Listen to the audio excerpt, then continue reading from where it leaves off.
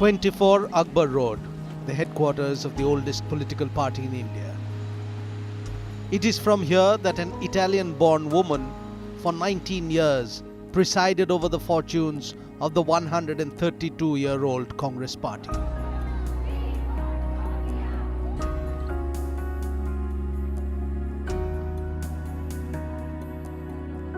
Naturalized Indian citizen, widow of a prime minister, daughter-in-law of another and granddaughter-in-law of the first Prime Minister of India, Sonia Gandhi is now handing over the reins of a political empire that not only dates back more than a century, but stretches across every nook and cranny of a nation that was forged out of its very ideology. And so, after years of uncertainty around his role and responsibility in the party, and months of speculation about his elevation, Rahul Gandhi has finally been named the next president of the Congress. It's a happy day. It's a very, very happy day. You may have your question marks on all this, but congressmen don't. We are absolutely certain that he will perform well and the Congress will come back to its glory. Taking the party's reins from his mother and Congress's longest-serving president Sonia Gandhi, Rahul has been elected to the post unopposed. He was the only candidate in the fray, and 89 nomination papers proposing his name were filed by the state units and senior leaders. Rahul ji has been the darling of the congressmen and congresswomen, and this is yet another step in his quest for serving the people through the Congress party as a chosen vehicle. Reeling under successive electoral debacles since 2014, Congress now looks up to the 47-year-old scion to orchestrate his party's revival. Were it not for the surname, I don't think, based on the trajectory of his political career, he would be where he is at, simply on the basis of what he has accomplished or what he's done, right? So, surname is everything. In the party's 132-year-long history, it has seen 48 presidents working to shape the Congress's fortunes. And Rahul Gandhi is the fifth-generation representative of the Nehru-Gandhi dynasty to have risen to the party's top post. Today the Congress cannot revive history, it has to make history. But to make history, it has an improbable person. In fact, there's nothing historical about Rahul Gandhi. And I think one has to understand this. He's new, but his very newness can now be an advantage because he doesn't carry the burden of the past. He doesn't carry the burden of the Congress and its repeated mistakes. But in fact, if you look at the Congress today, you don't see a distinguished kind of battle. You don't see a battle between Kamraj and Indira Gandhi or between Sonia and Kesri. Those were contests for power. What we have here today is a succession, a coronation. Here you have the inevitability of one man who's reluctant to rise to power, but has to rise to power because that's the only way the Congress can have a face-saving solution. Once he enters power, he has to bring about transformations. And one of the transformations might be his own exit if he doesn't succeed. What we are trying to do is to save a party. Because once you save the party, once you get back to the normal processes of decision making, I think deep changes will come about. So in a very way, the man who in a way got elected to show there's been no change is going to be the change maker.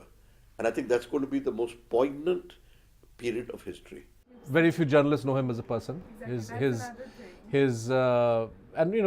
beyond a point, I suppose, we don't know what Narendra Modi is as a person either. Rahul Gandhi has an opportunity to break the mold of the rather arrogant mold that political party leaders in India have effected over the last 3 or 4 years. Sonia Gandhi as Congress president, perhaps she gave one interview.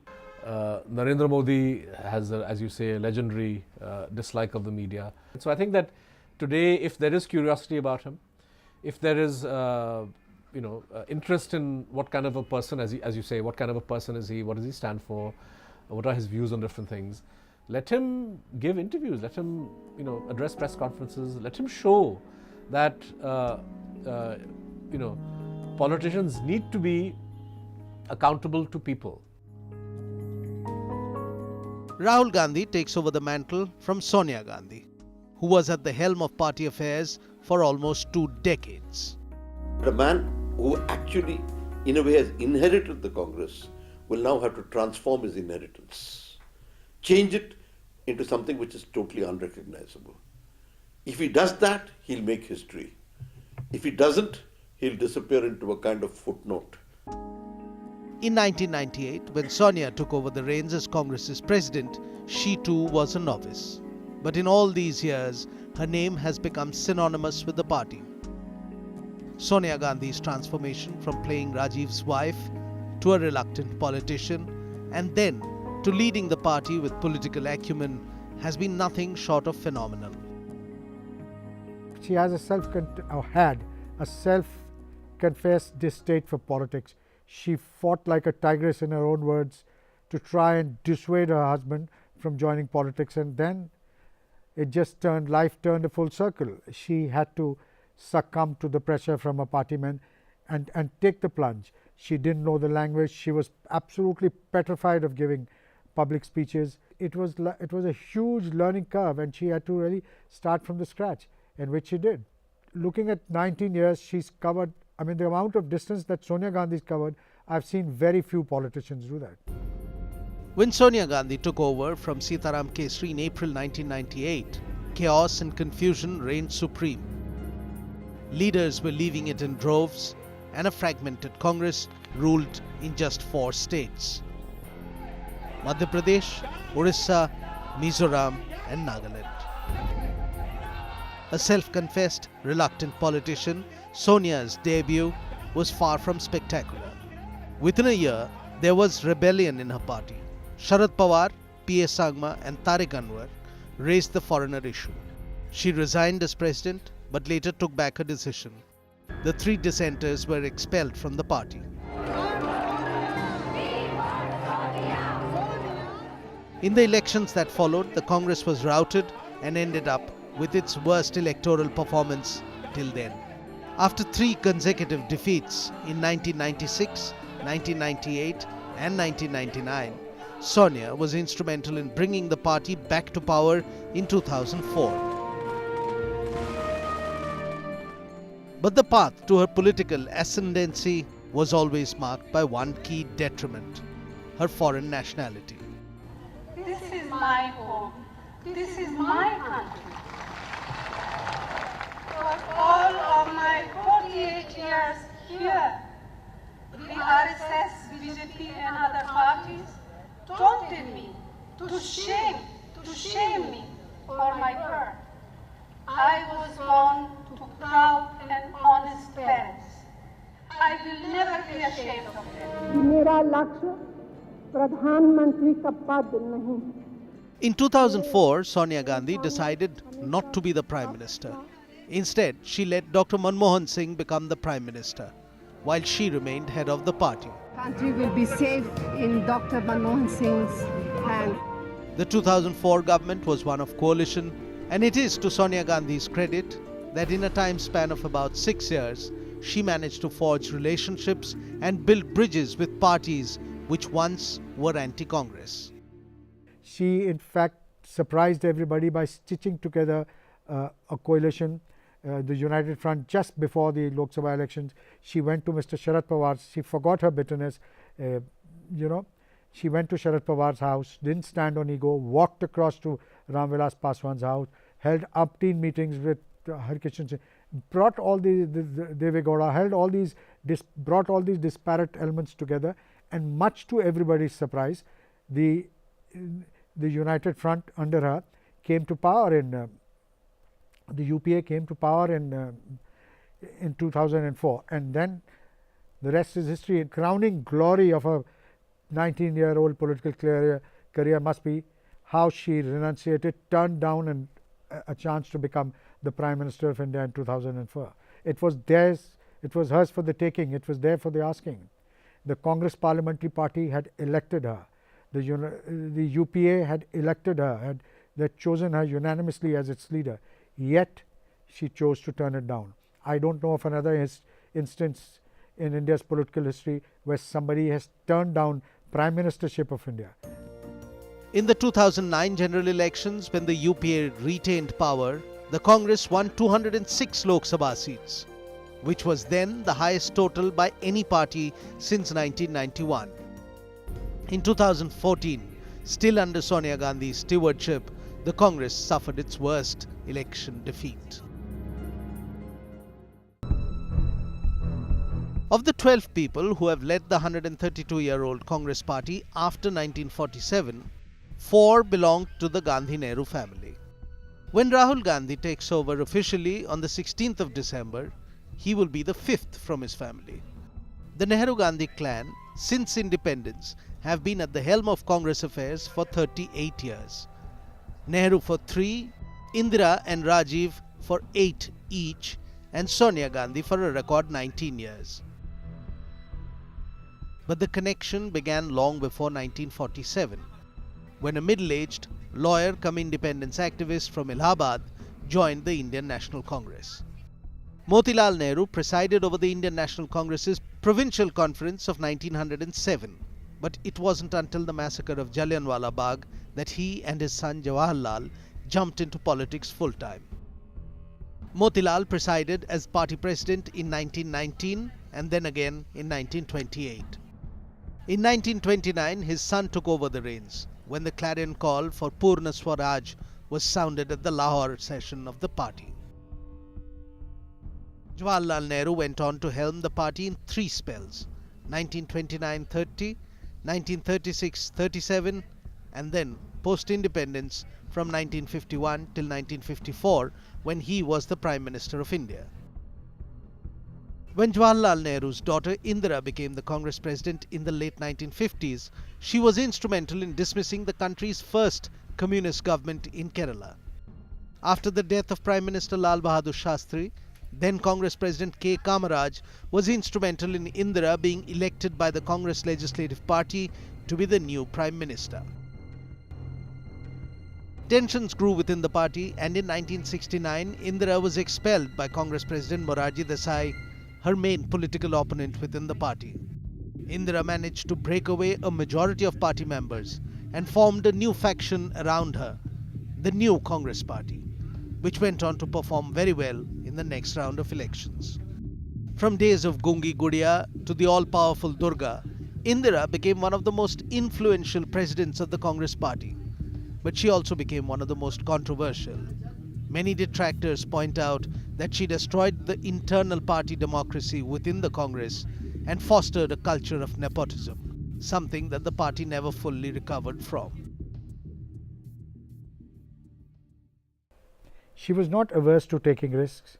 She quickly learned that if you want to survive, you need to be, on the front foot. And she had a iron grip on her party, just very much like the current Prime Minister's hold over his party. She had an iron-like grip. She had a tremendous rapport with the masses, and she could literally get away with it. She got the official Congress candidate defeated as president and got V.V. Giri installed. She split the party. She was not averse to splitting the party. I think it split more than once under her, and she always emerged stronger. After the assassination of Indira, the baton passed on to her son Rajiv Gandhi. His mother's sudden death had overnight turned him into the Prime Minister of India and the President of the Congress Party. Rajiv Gandhi held the Congress President's post till May 1991, when another assassination killed another member of the Nehru-Gandhi family. And as history repeated itself, another political greenhorn from the family was suddenly expected to take over the reins. Rajiv's widow, Sonia. She refused.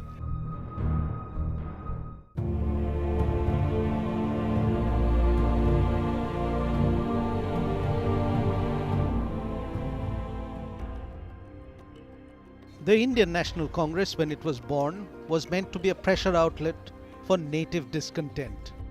Formed by a British civil servant in 1885, the INC has come a long way. Even the founding members would have not imagined that the Congress would go on to demand first Home Rule and then independence. Long years ago, we made a tryst with destiny, and now the time comes when we shall redeem our pledge, not wholly or in full measure, but very substantially. Formed by Alan Octavian Hume, a former member of the Imperial Civil Service, the Congress had its first conference of representatives in Bombay, and Vomesh Chandra Banerjee, a successful lawyer from Calcutta and an Anglophile, was the president of this first session of the Indian National Congress. 72 delegates from across the country took part in the session. A Parsi intellectual was the president of the Calcutta Conference in 1886. Dadabhai Naroji, the co-founder of INC, was an educator, a businessman and a social reformer. He was also the first Asian to be elected to the British Parliament. He was also the president in the Lahore session of 1898 and 1906. Badruddin Tayyibji was the first Muslim president of the INC, heading the Madras Conference in 1887. George Yule, a Scottish businessman, was the first non-Indian president of the Congress in 1888. By the time Gopal Krishna Gokhale presided over the Benares Conference in 1905, many within the party wanted to take extremist steps against the British government. And in 1907, the Congress saw two factions come into existence: the moderates or Naram Dal, led by Gokhale, and the extremists or the Garam Dal, led by Bal Gangadhar Tilak. 100 years ago in 1917, Annie Besant was elected the Congress president and presided over the Calcutta Conference. Besant, a sociologist and an advocate of Indian self-rule, became the first woman president of the Indian National Congress. The founder of the Nehru-Gandhi dynasty, Motilal Nehru, presided over the Amritsar session of INC in 1919. In 1920, Lala Lajpat Rai, regarded by many as Punjab Kesri, became the Congress president. A freedom fighter, he also controversially asked for India to be divided into a Hindu and Muslim state in 1923. But it was 4 years later, in 1924, that Mohandas Karamchand Gandhi became the president of INC's Belgaum session. By then, Gandhi was one of the most important members of the nationalist movement. A year later, Congress had its second female president in Sarojini Naidu, who presided over the 1925 session in Kanpur. By the time Motilal Nehru presided over another Congress session in 1928, a tussle developed between the two sections of the party, one which accepted dominion status and the other which wanted complete independence. Backed by his father, Jawaharlal Nehru presided over the next Congress session in Lahore. Nehru was totally very different.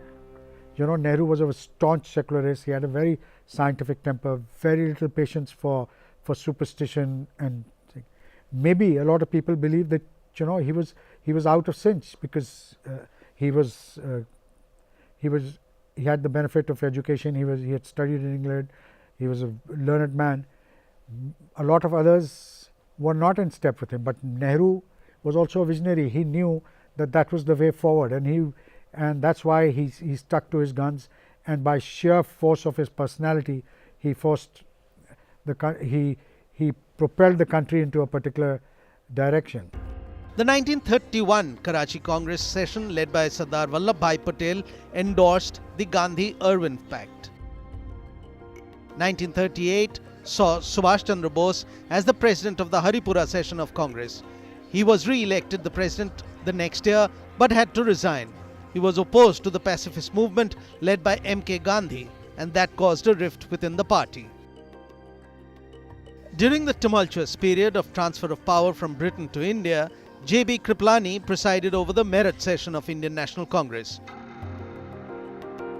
Over the course of its 132-year-long existence, the Indian National Congress has come to be known as a party steeped in dynastic politics. But apart from the Nehru-Gandhis, there were others who too left their mark on the party and its functioning. In the post-independence era, the party was steered by Neelam Sanjeeva Reddy between the years 1960 and 1963. a prominent leader from Andhra Pradesh, and later went on to become the President of India from 1977 to 1982. K. Kamaraj succeeded Neelam Sanjeeva Reddy as the President of the INC from 1964 to 1967, presiding over Bhubaneswar, Durgapur and Jaipur sessions. Kamaraj was regarded as the kingmaker in Indian politics and played an important role in the elevation of Lal Bahadur Shastri as India's Prime Minister after Jawaharlal Nehru's death. Between 1970 and 71, the party was led by Babu Jagjeevan Ram. Commonly regarded as Babuji, he was a leader of the backward classes, untouchables and exploited labour. After the imposition of emergency by Indira Gandhi, Jagjeevan Ram, along with several other leaders, quit the Congress to join the Janata Party alliance. Shankar Dayal Sharma, a lawyer by profession, served as President of INC between 1972 and 74. He went on to become the 9th President of India. During the crucial period between 1975-77, when Prime Minister Indira Gandhi had imposed emergency, Devakanta Barua served as Congress President. It was Barua, an Indira loyalist, who came up with the remark, "India is Indira, Indira is India." However, he later left Indira's side to join the anti-Indira faction when the Congress split. P.V. Narasimha Rao was the President of Congress from 1992 to 1996. He was also India's Prime Minister at this time. As the Prime Minister, Rao inherited an economy on the verge of international default and a foreign policy that needed to change after the Soviet Union's collapse. That was the only time in the Congress party's history that the power of the Gandhis within the Congress was at its lowest ebb. Without saying it in so many words, without stating it, he was trying to veer the Congress away from the Gandhis, Mrs. Sonia Gandhi, and he had a frosty relationship at best. After Rao led the Congress to defeat in 1996, the party installed Sitaram Kesri as his successor. Sitaram Kesri led the clamour for Sonia Gandhi to join politics or to campaign for the Congress, and finally Sonia succumbed, reluctantly beginning what was to become a 19-year stint as Congress President, before she finally handed over the baton to Rahul Gandhi.